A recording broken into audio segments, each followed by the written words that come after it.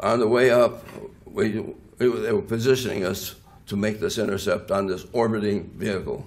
Apparently, somebody made a decision to shoot him down before I even was launched. I didn't know that, but they finally gave us our final vector. We went in there and they said, be advised, you'll have a bogey at 30 degrees at 15 miles on the port side. And sure enough, when I started painting it, I got this blob. It was not a blip, it was a blob. It was about the size you'd get of an aircraft carrier in the North Sea when you painted them. This was humongous for me. It was so strong that it literally, I didn't have to do anything to lock on except get the range gate marker near where the blip was. And boy, when it did, it just automatically, the lights went out, everything, and you had firing information already. And it was one of those things that just was a storybook flight.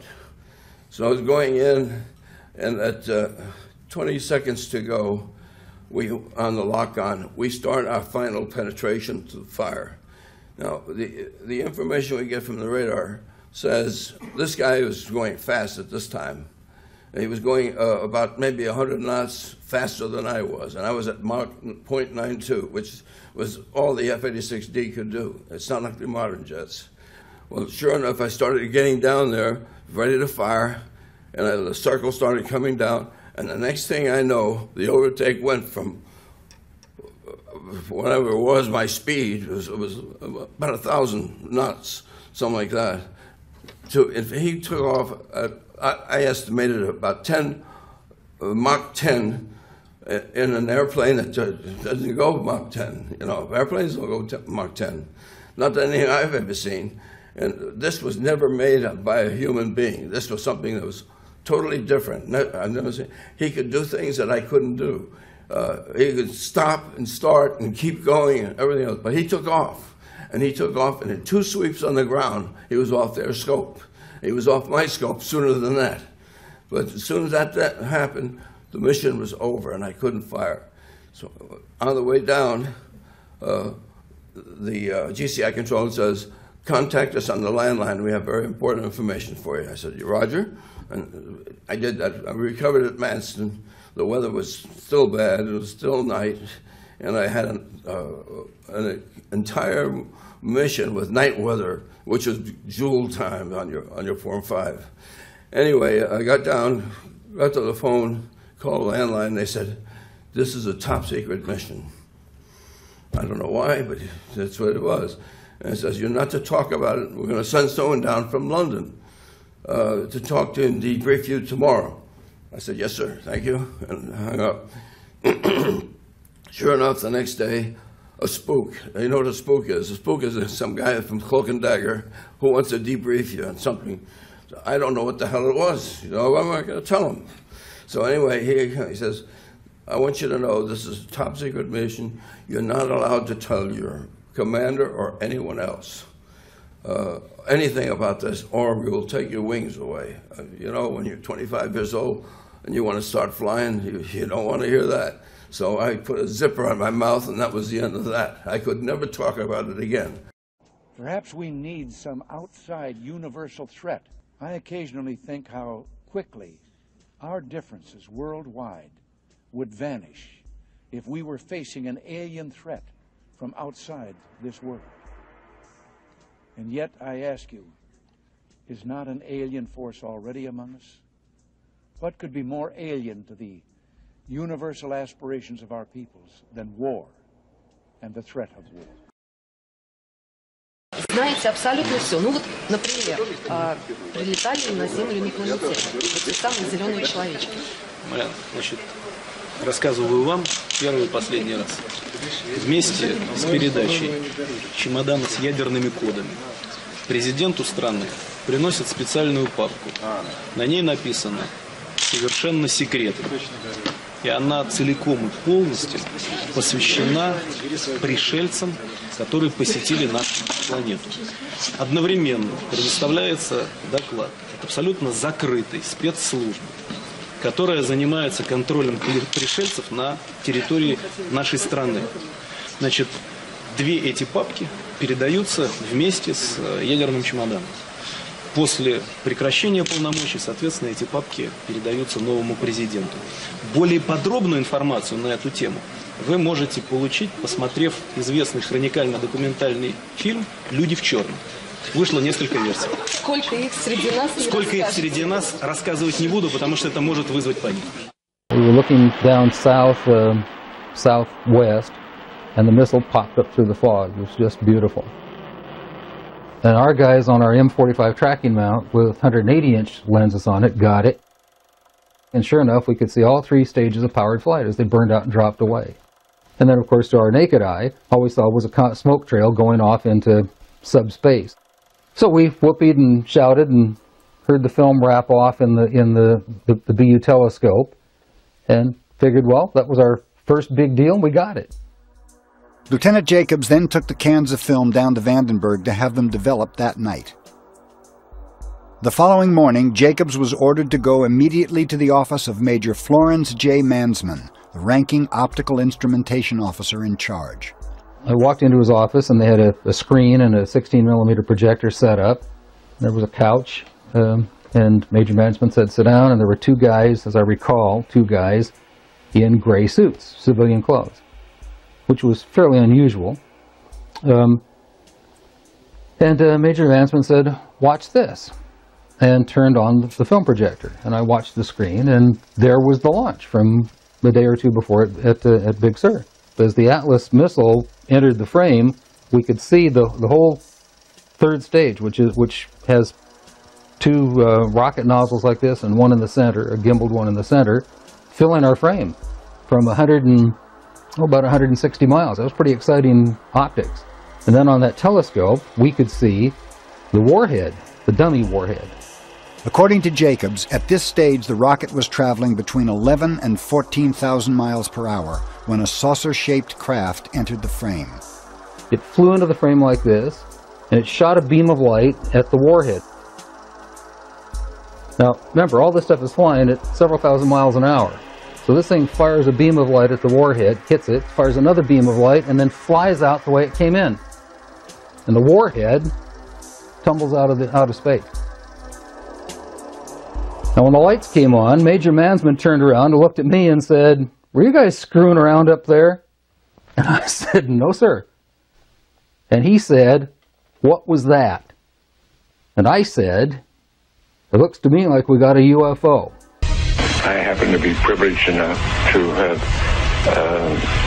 be in on the fact that we have been visited on this planet. And the UFO phenomenon is real, although it's been covered up by our governments for quite a long time. Mitchell says our technology is not nearly as sophisticated as the extraterrestrials and warned that had they been hostile, we would have been gone by now. NASA praised Mitchell as a great American, but said it doesn't track UFOs and is not involved in a cover-up about alien life. Wolf? All right, we'll watch this story together with you. Thank you. Former Apollo 14 astronaut Dr. Edgar Mitchell was on a radio show over in England, and he says that for 6 decades the government's been covering up the fact that aliens do exist. Guess who's joining us on the phone? Dr. Mitchell, good morning to you. Good morning. Dr. Mitchell, you've walked on the moon, you've done so much, you've had a fantastic career. How long have you known that we've had contact with aliens? Well, the rumor, see, I grew up in Roswell, where the so-called Roswell incident took place.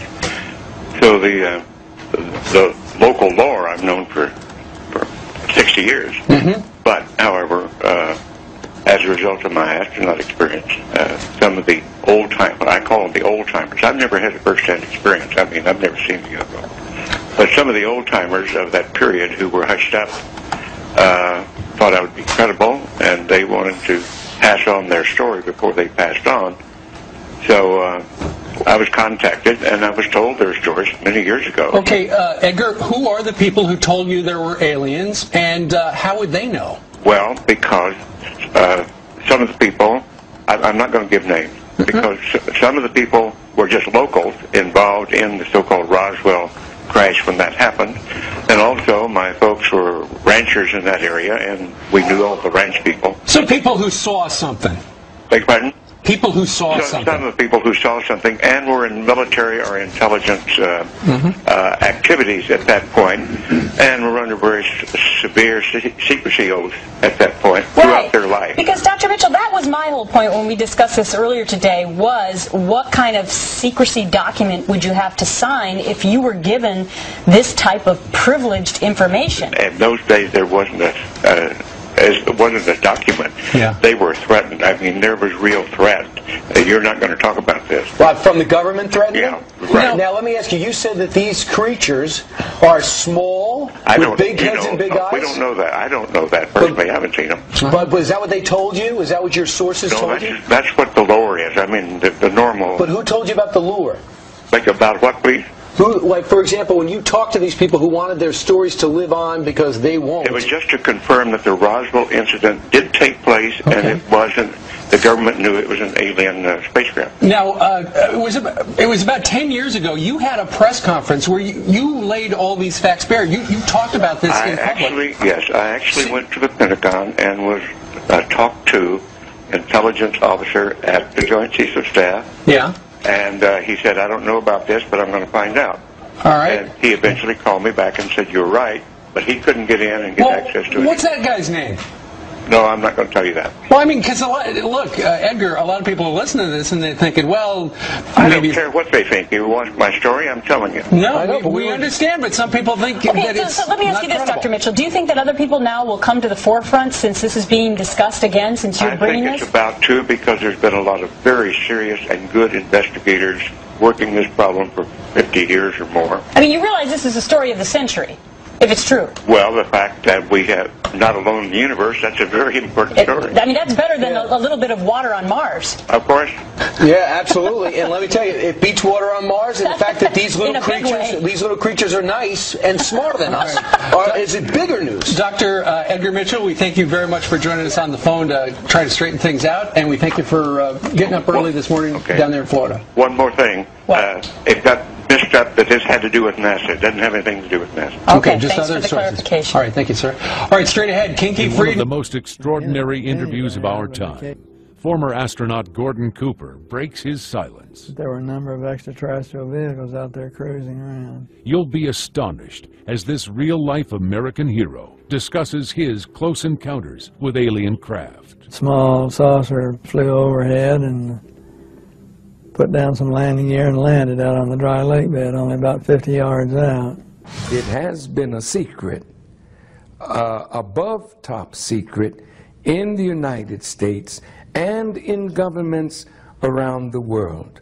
But more recently, governments have decided to expose to their populace the reality of the existence of these so-called unidentified flying objects. Do you think it's time now to let everybody know about this? Are we ready for this? Whether those in power think it's time or not is immaterial or irrelevant, because these wheels are now being seen over the major cities. And when human beings of intelligence can look up and see these phenomenon, or this phenomena, how can you keep hiding it in the midst of thousands upon thousands of people now seeing them? And in this modern age of technology, with recording instruments in a telephone that is now in the hands of millions and billions of people, then when they show up, the people film it. So now, what can you say now? You could say it was swamp gas yesterday. You could say it was a balloon. You could say it was all these explain away techniques of masterful liars and artful deceivers.